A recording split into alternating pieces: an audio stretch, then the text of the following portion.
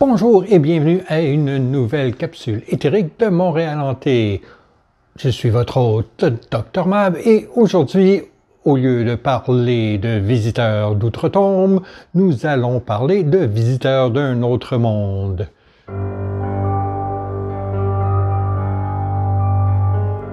Montréal Hanté, si vous ne connaissez pas, offre des visites thématiques, une tournée des bars et des enquêtes sur les phénomènes paranormaux de Montréal et de la région. Pour en savoir plus, je vous encourage à suivre les liens dans la description. Et maintenant, parlons OVNI.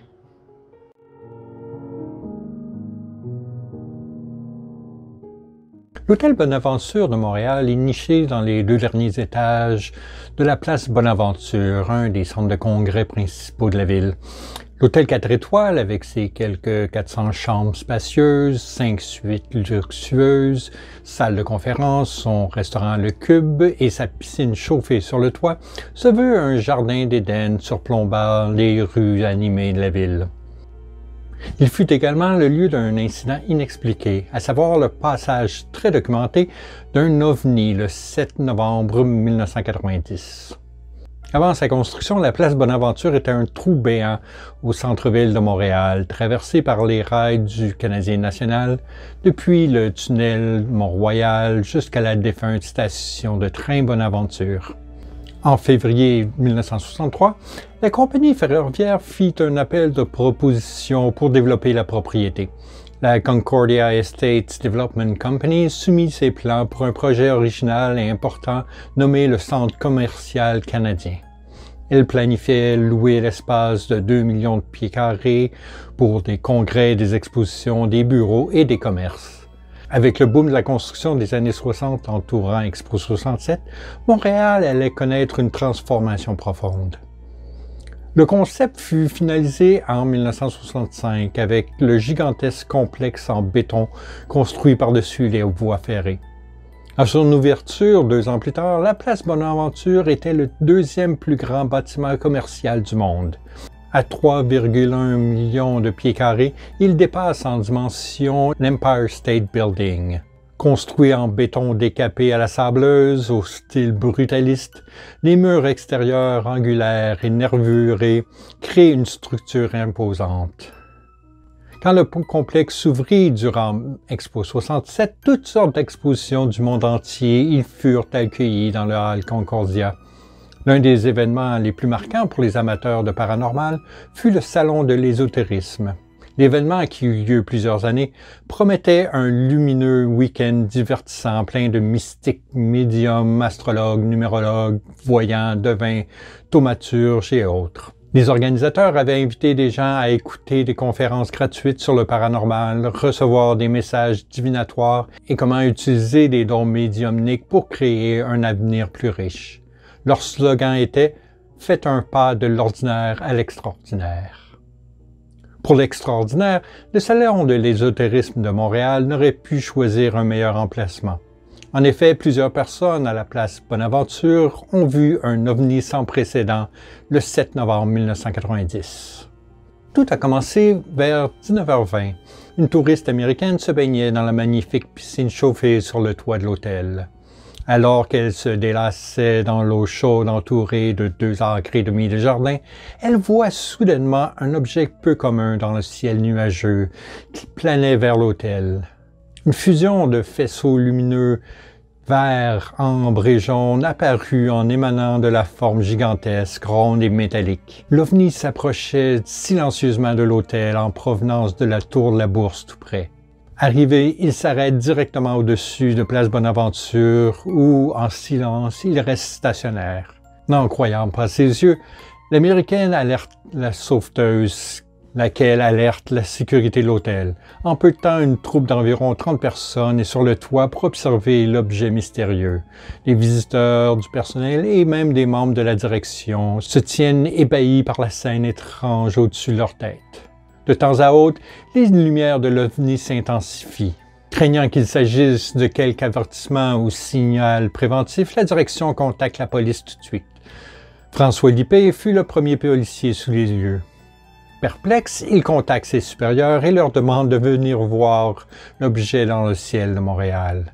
Le chef de police, Robert Masson, arrive rapidement pour voir l'objet en question. Masson verra l'enquête initiale ce soir-là. Pensant qu'il s'agit peut-être d'une illusion d'optique, il ordonne d'éteindre les lumières illuminant un chantier de construction de l'autre côté de la rue. Mais l'objet reste visible, écartant la possibilité que ce fût un quelconque reflet. Masson contacte alors l'aéroport de Dorval et une base militaire sur l'île. Ni un ni l'autre ne disent avoir vu quoi que ce soit sur leur radar. Les nouvelles de l'OVNI se répandent et ce n'est pas long avant que la GRC, l'armée et même la NASA enquêtent sur la situation. Durant la soirée, un avion cargo visible sur le radar de l'aéroport passe entre le toit et l'OVNI. Sachant que l'avion volait à 6000 pieds, Masson juge que l'objet devait mesurer près de 500 mètres et voler entre 8 et 10 000 pieds. Marcel Laroche, un journaliste de la presse envoyé à l'hôtel pour enquêter, arrive tout juste après 21 heures alors que l'objet a été visible près de 2 heures. Muni d'un appareil photo, il prend plusieurs clichés. Pour beaucoup de personnes, ces photos sont encore des preuves que l'OVNI était réel. Au cours de la soirée, les nuages continuèrent de s'épaissir et vers 22 heures, le ciel se met à obscurcir l'OVNI jusqu'à le couvrir complètement environ 10 minutes plus tard. La durée de sa présence au-dessus de Montréal par la suite est inconnue car il n'a jamais été revu. Bien que l'histoire fit le tour des médias le lendemain, les dossiers officiels furent classés très secrets en moins de 24 heures, faisant germer toutes sortes de théories de complot. Le gouvernement cacherait-il quelque chose au public? En savait-il plus qu'il ne disait? Des années plus tard, le chef de police, Robert Masson, dira qu'il avait l'impression que l'armée lui cachait quelque chose et n'était pas entièrement honnête en répondant à ces questions. En 2005, il dit à une émission canadienne enquêtant sur l'histoire être convaincu d'avoir vu quelque chose qui n'était pas l'œuvre des habitants de cette planète. Il n'a aucun doute dans son esprit que cela venait d'ailleurs. En 1992, un rapport de 25 pages intitulé « Détails sur un grand objet immobile au-dessus de Montréal » fut préparé par un enquêteur d'OVNI, Bernard Guénette, ainsi qu'un ex-scientifique de la NASA, Richard F. Haynes.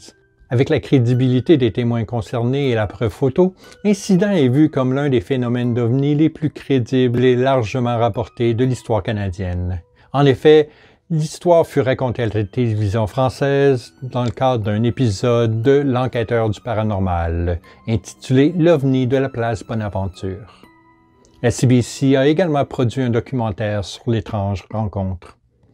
Un fait peu connu est que Montréal, en plus d'être particulièrement hanté, est un point chaud de l'activité d'OVNI. Il y a eu plusieurs visites notables dans la ville, autant avant qu'après l'incident de l'hôtel Bonaventure. La première apparition notée date de la Nouvelle-France. En effet, en 1663, une série de séismes secoua Ville-Marie. Suivant les tremblements, les archives racontent que des serpents apparurent dans le ciel qui s'enlaçaient et volaient dans les airs avec des ailes de feu.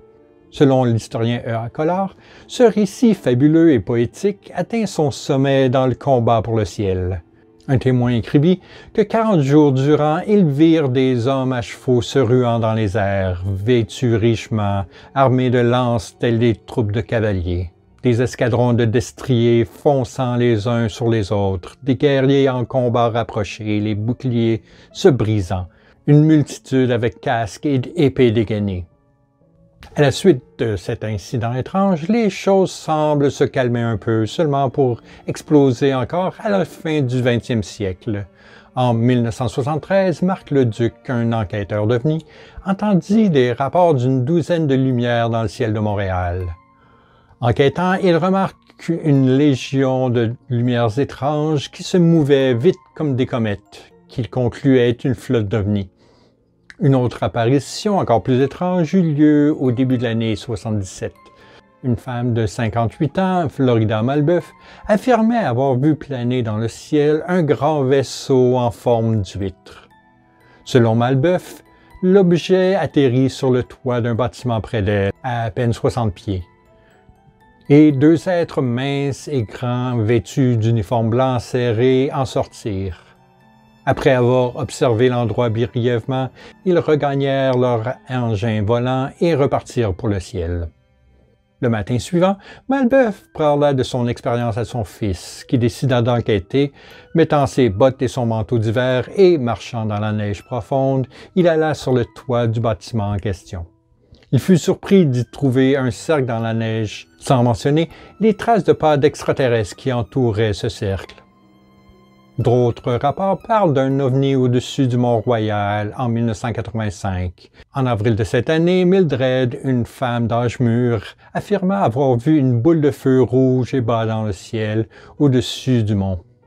Elle dormait auprès de son mari chez elle près du parc Jarry lorsqu'elle fut réveillée soudainement vers 1 heure du matin par le bruit d'une centaine de pétards explosant au-dessus de la maison.